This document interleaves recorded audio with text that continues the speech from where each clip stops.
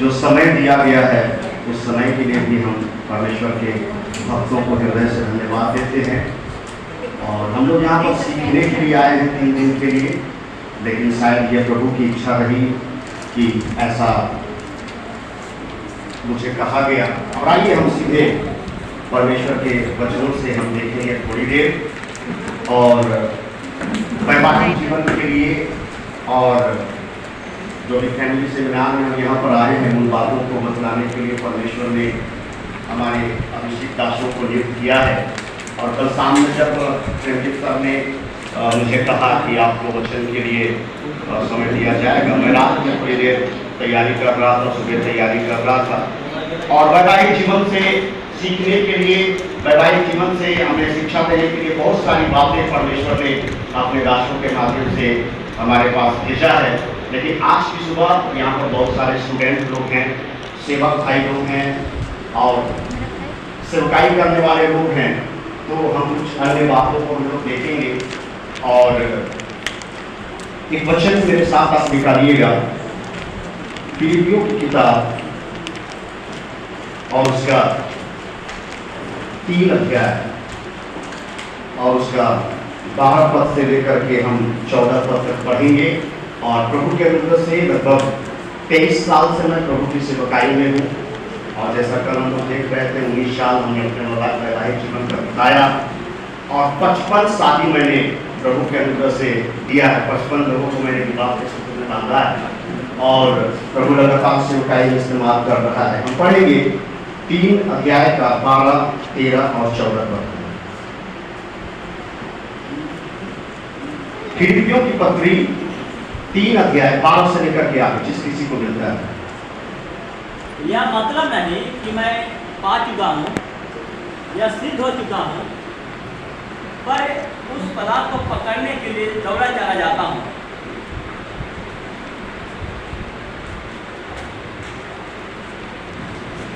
मैं यह मतलब नहीं कि मैं पा चुका हूँ या सिद्ध हो चुका हूँ, पर उस पदार्थ को पकड़ने के लिए दौड़ा चला जाता हूँ जिसके लिए मसीह यीशु ने मुझे पकड़ा था।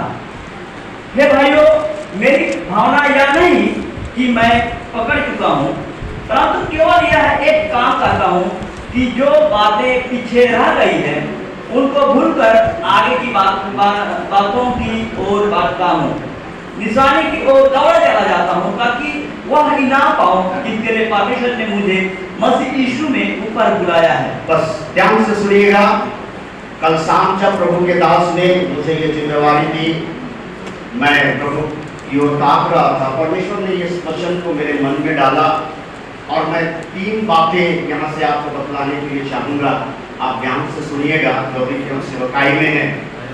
ये फिलिपियों की जो कलीसिया है, ये रोमी प्रांत के मकदूनिया में स्थित है, और ये कलीसिया जो है प्रेम पौलुस के द्वारा स्थापित किया गया है। और ये बातें जिस समय ये लिख रहे हैं, है ना, उस समय पौलुस जो है वो बंदीगृह में है, और बंदीगृह में रह करके वो अपनी कलीसिया को पत्र लिख रहे हैं। और सबसे पहला चीज है यहाँ पर 12 पद में ऐसा लिखा है, ध्यान से सुनिएगा। यहाँ पर लिखा है, यह मतलब नहीं कि मैं पा चुका हूँ या सिद्ध हो चुका हूँ, पर उस पदार्थ को पकड़ने के लिए दौड़ा चला जाता हूँ। जब हम पौलुस की सेवकाई को देखते हैं, उसके जीवन को देखते हैं, है ना, ये शब्द जो है, मैं अभी तक सिद्ध नहीं हुआ हूँ और ना मैं पा चुका हूँ। मैं ये शब्द को जब मैं पढ़ रहा था, मैं सोच रहा था उनकी सेवकाई के बारे में, और यहाँ पर पौलुस की नम्रता को हम कूट कूट करके भरा हुआ देखते हैं। उनके अंदर में नम्रता को हम कूट कूट करके देखते, भरा हुआ देखते हैं इस वर्ड में। क्योंकि आप बाइबल को पढ़ते हैं तो अगर पौलुस की उपलब्धि को देखा जाए तो वो रोमी साम्राज्य का एक वरिष्ठ अधिकारी था। उसके बाद में गमलीएल के पांव तले वो शिक्षा पाया हुआ व्यक्ति था। वो अनपढ़ व्यक्ति नहीं था, वो एजुकेटेड पर्सन था। उस समय का जो बेस्ट यूनिवर्सिटी गमलीएल के पांव तले वो शिक्षा प्राप्त किया हुआ व्यक्ति था, और वो एक अफसर भी था। साथ ही साथ मैं यहाँ पर लिख रहा था कई चीजों को, जो नया नियम हम पढ़ते हैं उसमें जो 27 बुक है, 27 किताब में, है ना, रोमियो की पत्री से लेकर फिलिपियों की पत्री, यानी कि 13 किताबों को किसने लिखा है? प्रेरित पौलुस ने। साथ ही साथ उसने कई मिशनरी यात्राओं को किया, असंख्य कलीसियाओं को उसने स्थापना किया, है ना, कई चेलों को उन्होंने, है ना, तैयार किया। और आज के समान सुविधाएं नहीं थी, मोटरसाइकिल नहीं था, कार नहीं था। उस समय की यात्राएं अधिकतर पैदल हुआ करती थी, समुद्री जोखिम भरी यात्राएं हुआ करती थी। बाइबल में हम पढ़ते हैं कि कई बार उनका जहाज टूट गया और उनको समुद्र में, है ना, रात बिताना पड़ा। इतनी सारी उपलब्धियों को प्राप्त किया हुआ व्यक्ति, इतने सारे सेवकाई को किया हुआ व्यक्ति, असंख्य कलीसियाओं को, असंख्य अगुओं को तैयार करने वाला व्यक्ति बोलता है, मैं अभी भी पाप नहीं चुका, मैं अभी भी सिद्ध नहीं हो चुका। मेरे प्रियो, इस वचन से हमें यह शिक्षा मिलती है। पहला चीज तो मैं बोल रहा था कि पौलुस की नम्रता। आज हम थोड़ा सा कुछ जान जाते हैं, हमारे अंदर में समझ आ जाता है। हमारे रांची में 4 गो गीत और 2 गो वचन जान करके लोग पूरा पास्टर बन गए, गली गली में झोला टांग के घूम रहे, उनको कुछ पता नहीं है। और बहुत प्राउडनेस, और उससे क्या होता है? लड़ाई होती है, विवादें होती है, कलीसिया टूटती हैं। लेकिन यहाँ पर आप देखिए, पौलुस इतने सारे चीजों को अचीव किया हुआ है, इतने सारे चीजों को हासिल किया हुआ है। रोमी साम्राज्य को हिला देने वाला व्यक्ति बोलता है, मैं अभी भी प्राप्त नहीं हुआ। हालेलुया। मैं अभी भी क्या कर रहा हूँ? प्रयासरत हूँ, मैं अभी भी दौड़ा चला जा रहा हूँ। दूसरा बात है, पहला मैं ये बताने का प्रयास कर रहा हूँ कि यहाँ पर पौलुस की जो नम्रता है उसको हम देख पा रहे हैं। और दूसरा चीज है, सेवकाई को कभी भी सीमित नहीं रखना। मैं दौड़ा चला जा रहा हूँ कहने का मतलब है कि हमें संतुष्ट नहीं होना है। कई बार हम थोड़ा काम करते हैं, हम रिलैक्स हो जाते हैं, हो गया, है ना, 1 कलीसिया 2 कलीसिया, जी नहीं, हमें संतुष्ट नहीं होना है। हमें निरंतर निरंतर निरंतर निरंतर प्रयास करते रहना है। काम करने वाला, रिजल्ट देने वाला तो परमेश्वर है। हालेलुया।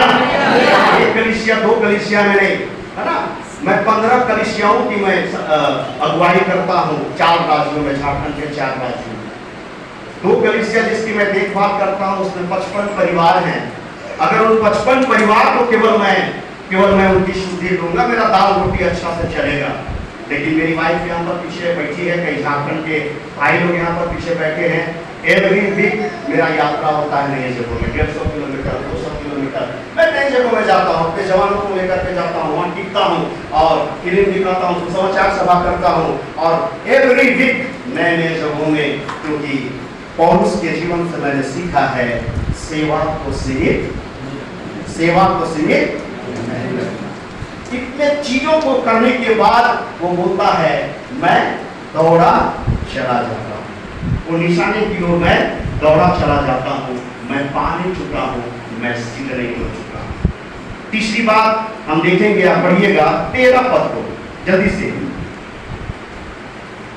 13 पद। हे भाइयों, मेरी भावना यह नहीं कि मैं पकड़ चुका हूँ, परंतु केवल यह एक काम करता हूँ कि जो बातें पीछे रह गई है उनको भूलकर आगे की बातों की ओर बढ़ता हूँ। यहाँ पर तीसरी बात जो परमेश्वर ने मुझे प्रकाशन दिया है इस वचन से, और वो है आगे बढ़ने के क्रम में पुरानी जो बातें हैं उनको आपको भूलना होगा। जब तक हम पुरानी बातों को नहीं भूलेंगे, ये बातें हमें आगे बढ़ने कभी नहीं देंगे। और पुरानी बातों में 2 चीज पवित्र आत्मा मुझे बता रहा है, और वो है प्रशंसा की बातें और आलोचना की बातें। कई बार अत्यधिक प्रशंसा भी हमारे गति को रोक देता है।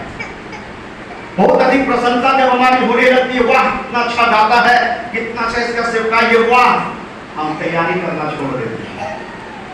हम तैयारी करना छोड़ देते हैं, हमारी प्रार्थना कम हो जाती है। हम तो बहुत वचन जानते हैं, हम बहुत अनुभवी हैं। अत्यधिक प्रशंसा भी कई बार हमारे गति को रोकता है और आलोचना या तिरस्कार या घृणा के जो चीजें हैं, प्रियो ध्यान से सुनिएगा, पुरानी बातों को भूलकर आगे की बातों की ओर, निशाने की ओर दौड़ा चला जाता है। अगर हमें आगे बढ़ना है, पुरानी बातों को भूलना होगा। कई बार है ना, तिरस्कार, निंदा, इसने ये कहा, उसने वो कहा, उसने ऐसा कहा, कई बार है ना हमें प्रार्थना तक करने नहीं देता है। मन में वही सारी बातें घूमते रहेंगी, है ना, और हमारा आत्मिक जीवन गिर जाता है। शैतान को मालूम है कि इसको कहां पर प्रहार करना है। इसलिए तीसरा बात मैं आपको बताना चाहता हूं कि हमें पुरानी बातों को भूलना है, चाहे वो हमारी प्रशंसा की बात होगी, चाहे वो आलोचना की बात होगी, और पुरानी बातों को भूलकर निशाने की ओर दौड़ा चला जाता है। चौथा और अंतिम बात बोलकर बयान करूंगा, निशाने की ओर। हर समय अपना गोल निर्धारित करना है, हर समय अपना लक्ष्य हमें निर्धारित करना है।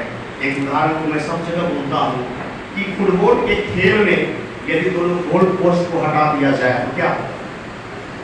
फुटबॉल के खेल में यदि दोनों गोल पोस्ट को हम हटा देंगे तो कोई भी परिणाम नहीं आएगा। समय की बर्बादी होगी, एनर्जी जाएगा, कोई इधर मार रहा है, कोई उधर मार रहा है, कोई उधर दौड़ रहा है, कोई उधर दौड़ रहा है। कई बार हमारी और आपकी सेवकाई भी ऐसे ही होती है। हम पूरा भाग दौड़ कर रहे हैं, यहाँ जा रहे हैं, वहां जा रहे हैं, ये कर रहे हैं, वो कर रहे हैं, लेकिन रिजल्ट जीरो। शरीर थक जा रहा है, पूरा समय चला जा रहा है। लेकिन गोल पोस्ट में हम देखते हैं, फुटबॉल के खेल में हम क्या देखते हैं, उनको एक लक्ष्य दिया जाता है कि तुम गिरो, चाहे दौड़ो, चाहे कुछ भी करो, लेकिन ये बॉल को तुमको क्या करना है, वहां जाना है। मेरे प्रियो, अपने जीवन में, अपनी सेवकाई में लक्ष्य को बनाना है, लक्ष्य बना करके काम करना है, प्रार्थना करना है। आप देखिएगा, है ना, आपके लक्ष्य को पूर्ति करने वाला परमेश्वर का धन्यवाद देते हैं। जो समय मुझे दिया गया था, मेरा समय समाप्त हुआ है, लेकिन 4 बातों को मैंने आज आपके सामने रखा है सुबह सुबह, है ना। पौलुस के जीवन से मैं आपको ये बतलाने का प्रयास कर रहा था कि हे मेरे प्रियो, इसका मतलब ये नहीं कि मैं पा चुका हूँ या सिद्ध हो चुका हूँ, है ना। इतने सारे चीजों को किया हुआ व्यक्ति वो बोलता है कि अभी भी मैं प्राप्त नहीं किया हूँ, अभी भी मैं सिद्ध नहीं हुआ हूँ। यानी कि पौलुस की दयालुता को यहाँ पर देखते हैं। दूसरा चीज हम देखते हैं कि सेवा को हमें सीमित नहीं रखना है ना। काम करते जाना है, जब तक ताकत है, बल है, काम करते जाना है, क्योंकि जिस तरह से परिवेश बदल रहा है, जिस तरह से स्थितियां परिस्थितियां बदल रही है, और पूरे रूप से हम काम नहीं कर पाएंगे। इसलिए अभी हमें क्या करना है, मौका में चौका मारना है। तीसरी चीज, पुरानी बातों को भूल करके हमें आगे बढ़ना है, और पुरानी बातों में प्रशंसा की बातें भी हैं और आलोचना की बातें हैं, उसको भूल करके हमें क्या करना है, आगे बढ़ना है। चौथा अंतिम बात है कि निशाने की ओर दौड़ना है। प्रभु इन छोटे से प्रकाशन से आप सबको आशीष दे। धन्यवाद।